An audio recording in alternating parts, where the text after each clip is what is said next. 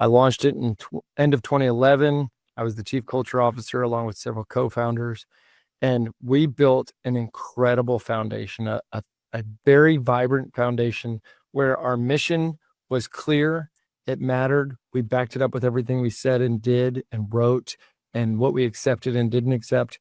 Our vision was also clear, and it was noble, and it was something people wanted to be a part of. It was fundamentally different than what they were experiencing in that industry. And then our values were lined out to where we were able to talk about not just the name of the value on the wall, but what were the behaviors that typified that value, and what were the behaviors that were antithetical to it, so that in all that we did, if I said to you that open and honest communication is a value of ours, great, that sounds great. That doesn't mean that if you tell the truth that you're meeting that value.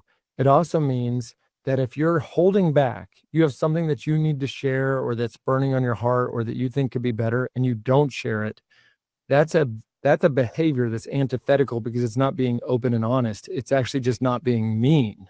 You could give critical feedback to the CEO of that organization because you will have some coaching that you want to be able to bring in, and now your values aligned. If you don't bring that in, now you're misaligned. If you ever say anything to anybody else about how you're not aligned, you're now counter to the culture. So we showed everybody the behaviors and the opposite behaviors. So that's mission, vision, values. That was the first component. The second component, there was things about that organization that we consider to be sacred space, like pieces that were immovable, that we would never change, including one that people try to rename us off and on. They would say the name of the company is 5, the digit 5.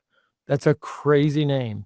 People would say, I think we're missing the mark here. We should really come up with a name like 5 Energy Advisors and sound like every other energy advisor you've ever met. 14 years later, nationally known brand, serving the Empire State Building, serving Southwest Airlines, serving all these huge brands everywhere.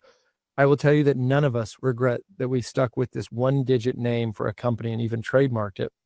So it becomes the spot that we say, we're 5. And when people say 5 what, we say just 5. What do you mean?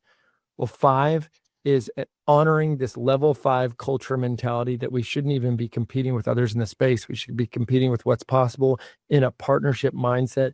And people are like, what are you talking about? So now all of a sudden the whole conversation shifted to culture and not to what's the energy rate for my next contract. And you've hooked people into a conversation that is more meaningful